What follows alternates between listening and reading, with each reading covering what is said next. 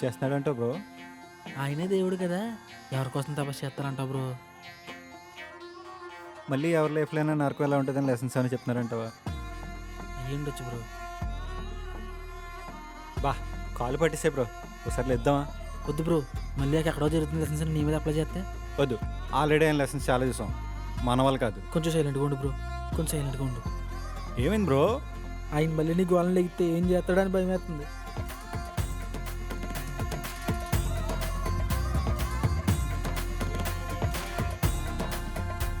ఏంటి ఏదో ప్లాన్ చేసుకుని వచ్చినట్టున్నారు?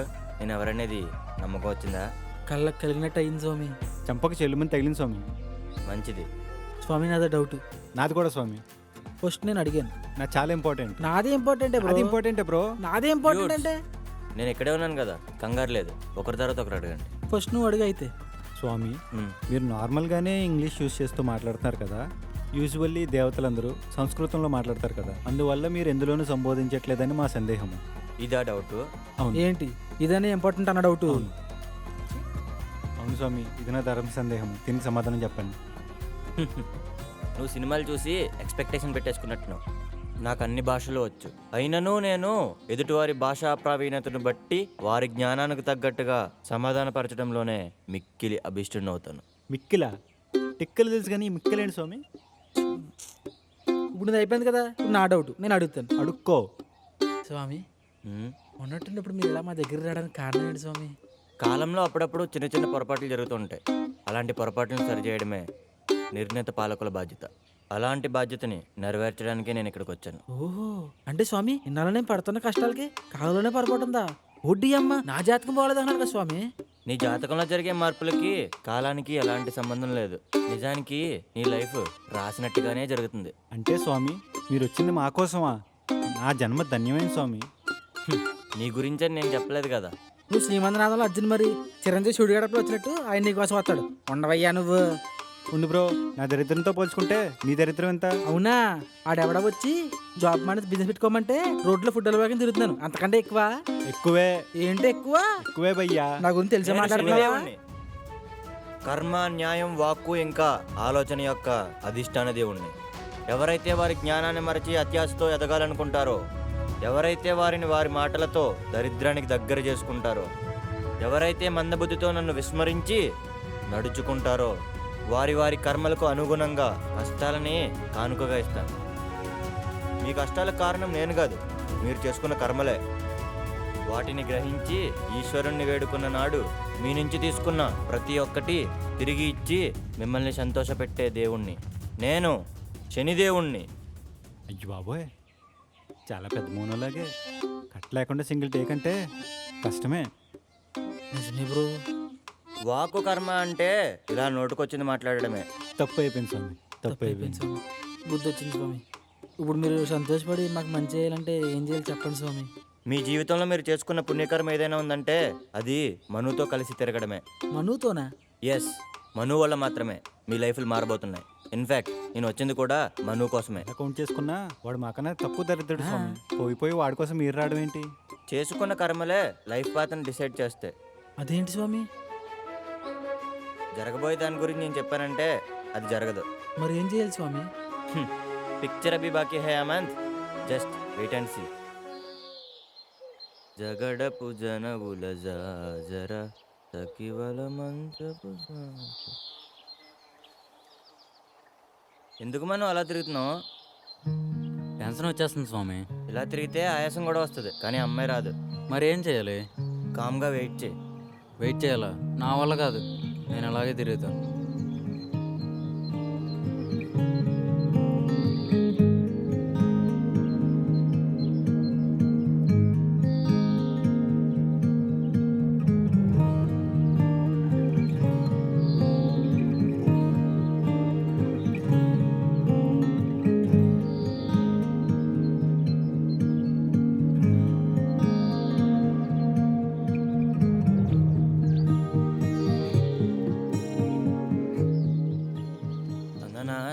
పర తందనానా స్వామి. బల.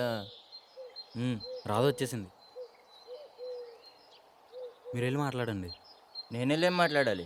నువ్వు వెళ్ళి మాట్లాడు. అదేంటి స్వామి, నన్ను కన్విన్స్ చేసి కాలాన్ని రీస్టార్ట్ చేస్తా అన్నారు.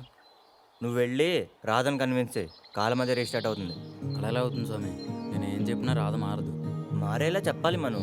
నేను చస్తుంటే ఆగిపోయేలా మాట్లాడారు కదా, అలా వెళ్ళి ఏదైనా మాట్లాడండి. నేను ఈ ఎగ్జామ్కి ఇన్విజిలేషన్ మాత్రమే చేస్తా. కరెక్ట్ ఆన్సర్స్ రాయాల్సిన రెస్పాన్సిబిలిటీ నీదే. భయమేస్తుంది స్వామి. భయం ఎందుకు మను, నేనున్నా కదా. నువ్వు వెళ్ళి రాధని కన్విన్స్ చేసేలా మాట్లాడు, మిగతాదంతా పరమేశ్వరుడే చూసుకుంటాడు.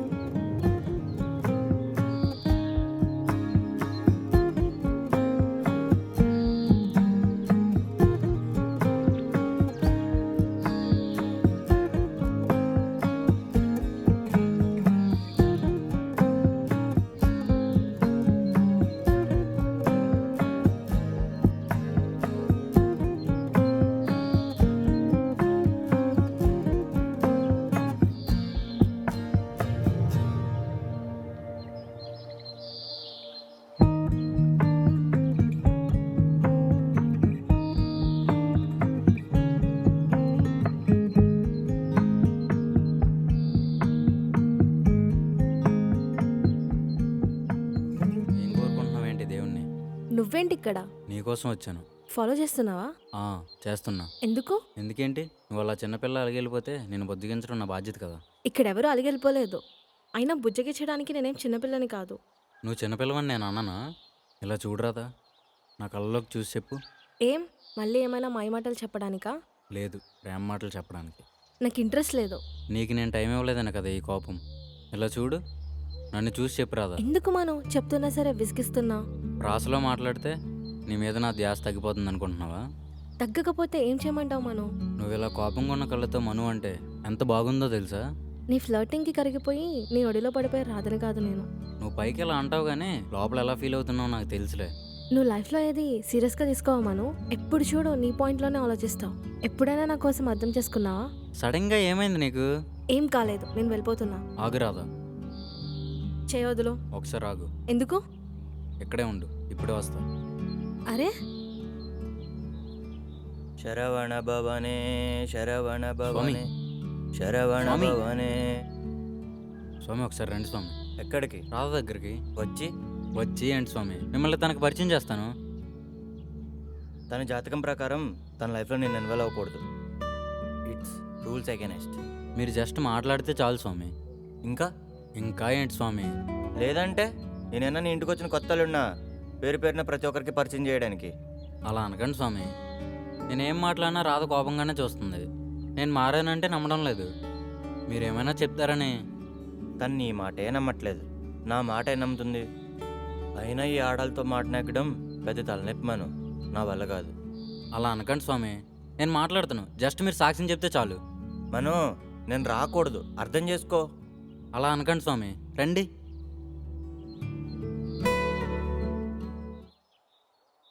రాధా, ఆయన ఎవరో తెలుసా?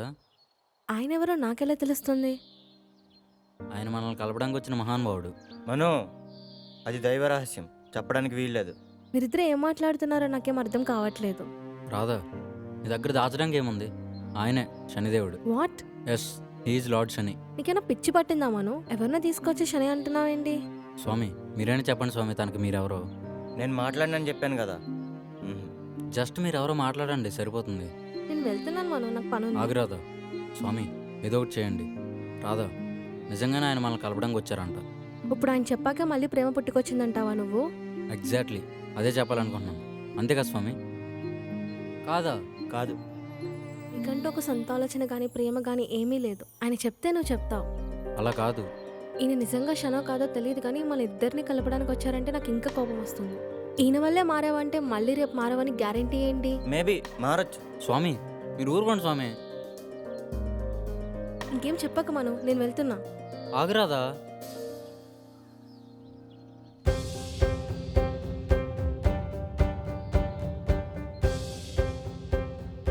స్వామి